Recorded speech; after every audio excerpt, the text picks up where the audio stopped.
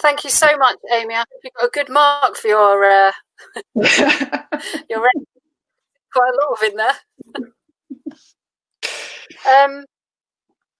Right, thank you. I think that you absolutely made everyone's day looking at the comments by bringing your kids in, and I think it actually brought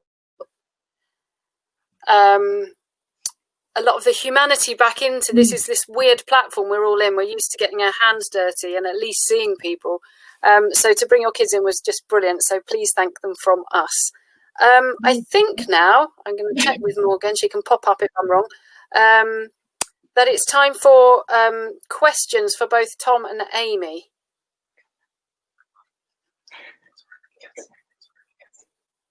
I'm just bringing Tom back now. There you are.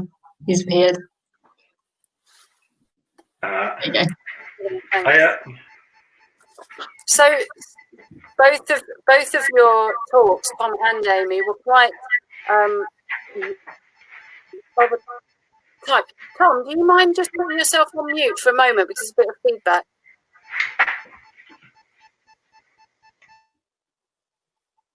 Cheers. Thank you.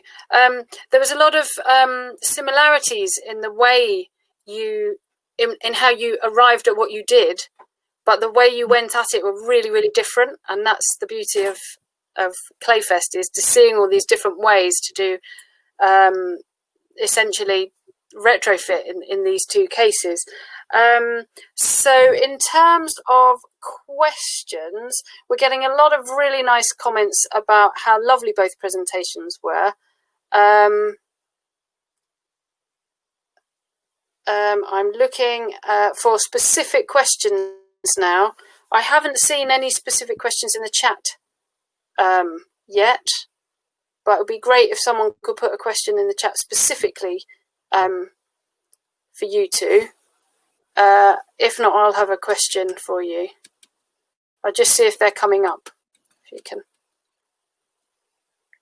Or if you have a question for each other.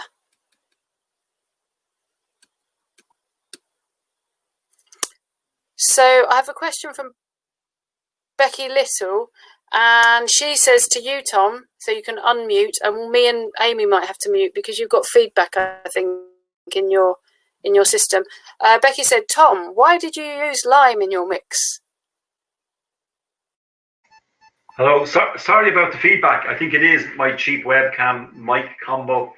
Why did I use lime in the mix?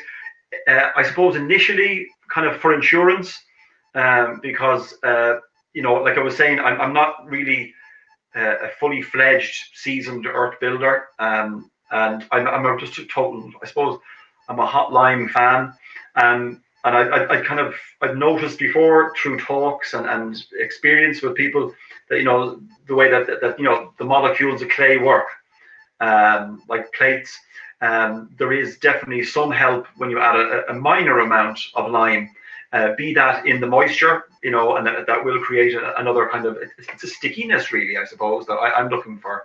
And then once that stickiness turns through carbonation into a more or less a set, you know, it's got that, you know, carbonation has happened and we've got something sturdier. In tandem with the clay, I kind of feel it's two natural materials that go well together. I trust them. Maybe as well for bedding, like when I was using the willow and I was using the hazel pegs, I wanted to make sure that I could get that tack. And we all know from our boots when we're mixing earth, it has that tack. But I think in a way, because I didn't want to fail, we had a small budget, we had a small amount of time, and we had a problem to try and make sure we could do this properly. That was the only problem I saw on the job, was zero cracking, no, you know, delaminating or any problems. So I really thought I need to lean on a bit of you know, hot lime in there. And I knew myself I wouldn't get kind of tortured for it or beaten up or ostracized maybe. I just knew it will work. And it's something I need, like we're talking about learning and constantly, you know, picking up new ways. I know now that it's worked, so I can rely on that for experience, going on into next jobs perhaps. But at the same time, it's there to be observed now. But I know, I think if I made an intervention unilaterally, I think I wasn't taking a risk. It wasn't like I threw in, you know, some cement or something absolutely stupid, you know. So I hope that helps, Becky.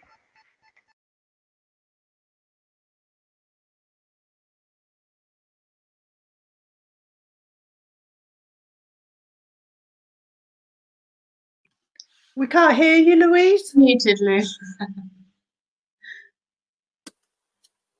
That's because of the feedback. So, yeah, sorry. Louise Cook asked both Amy and Tom. So if we have, seeing as Amy's not on mute, we have Amy first. What were the barriers? What were your main barriers that you discovered? And then also the same to Tom. Certainly in the beginning, when we had conventional builders working here, it felt really hard to get involved, and it felt really hard to question what was being done, because we didn't have enough knowledge to back it up. So we were sort of saying, it doesn't feel right. And we had a moment when somebody was doing some repair work. They were putting a window lintel in. They're doing some repair work underneath, and I'd got some hotline mortar. And I said, oh, can you use this instead of cement? And they were like, oh, no, it won't dry at this time of year. And I'll just use white cement anyway, so you won't be able to tell the difference. And I kind of knew it wasn't right. And they were, I don't know if you remember the slide against the thing we ended up judging things against, because we come back to that and we're going, yeah, they were looking at, I guess, cultural qualities. It looks right. You know, you don't look at it. It wouldn't look wrong with the line pointing outside. But it wouldn't benefit the health of the building, and it wouldn't benefit the health of the planet. So now we'd go, no, that's a fail, because we're checking it against a few things. It's only passing one of them, so that's not really enough. But right at the beginning, we found that really hard to go to sort of, and we learned to trust our instincts, I guess. And what we found we had to do was just stop. So trying to do it alongside, when there's somebody going, oh no, what you need to do is put 170 or Kingspan in there, love. And we're going, oh yeah, but do you know about sheep's wool? And we found we just looked really stupid and middle class. And we weren't saying something stupid. We were just saying it in the wrong place, in the wrong context. And so we had to stop and create some kind of clarity of space so that we had time to do some research and then come back knowing what we were talking about and able to choose the right people to work with, who had an understanding of what we were saying. And so, yeah, I think that was our biggest challenge, really, was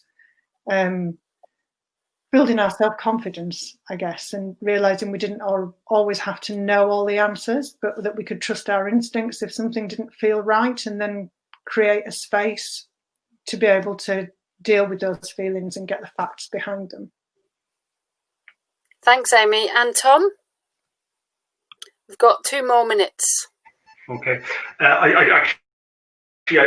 First of all, Amy, congratulations. I really enjoyed your talk, and the locality and the graphics were brilliant, but the end result and to see your children, brilliant. Thanks. I really enjoyed that. And I think barriers, I think I can completely understand what you're saying. It's the same experience for us when we were on that particular job. The client was the son of the man who had originally been reared in that house. And so the son, who's an engineer, he was quite easygoing and he was nice to deal with. The heritage officer, his name is Fran Cody, he's fantastic. And he'd really seen the need for this house to receive funding. And he kind of sold the idea to the family who owned the house. And the engineer, James, he was really on board as well. It looked like, let's not overthink the process, but when there's trouble, we can all meet up and chat. And, so I was given kind of free rein. So myself and Alex and Barry and Mark could kind of just do our thing. And when we had decisions made that we wanted to go, we could ring them. So we had good communication there. But the barrier was the homeowner's father. He lived up the road and he had this real kind of connection with the house in a way of like poverty and hardship. And, it's only, it's a noose around my neck now. But there was still that chunk of love for the house. And so I had made it my job to kind of like just be cool with him and be nice with him. And he'd be there every morning, and you'd say, oh, good morning, Nicholas, and talk about the weather. But he just kept harping on about, why don't you just get a load of cement and create a ring beam for the roof and, get rid of all the clay. And he was just this cement monster and giving out stink, about, why you jumping around on clay, what's that in your mixer? And it was just this kind of culture clash. And I'm looking at them thinking, you know, you were reared in this house. All your people were, you know, in Ireland, you know, even just say 2 generations ago, all our, you know, grandparents grew up in a house with a clay element in it, maybe. And he'd lost it completely. He was just strictly cement. And he was hard work. He was an angry kind of a guy to deal with. But we kind of just stuck to our guns and didn't get into the fight. We just kind of let him rant, and sorry about that. You know yourself, I think you kind of end up, people think maybe, you know, they're too headstrong without being outwardly headstrong, and we were let alone afterwards.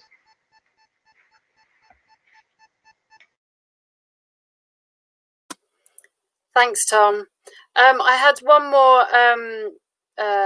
more question. I know we're bang on 2:30 now, and that was, Amy, are you able to share your handy U values table? Roland said if you can email it to him, he'll put it on the website. Yeah, I'm happy to put the whole presentation on the website if people want to pore over it, because I thought it's no fun watching somebody go through a table in a presentation, is it? But yeah, I can send that slide or the whole presentation. I disagree. I thought it was great. It was really nice to have the two, like you just said, how the building had taught you things, and then you were like, but then we also had this table. So it was good to see how all the different things go together to make a great thing. There were some other questions, but I think we should probably wrap up now. I think it's tea time.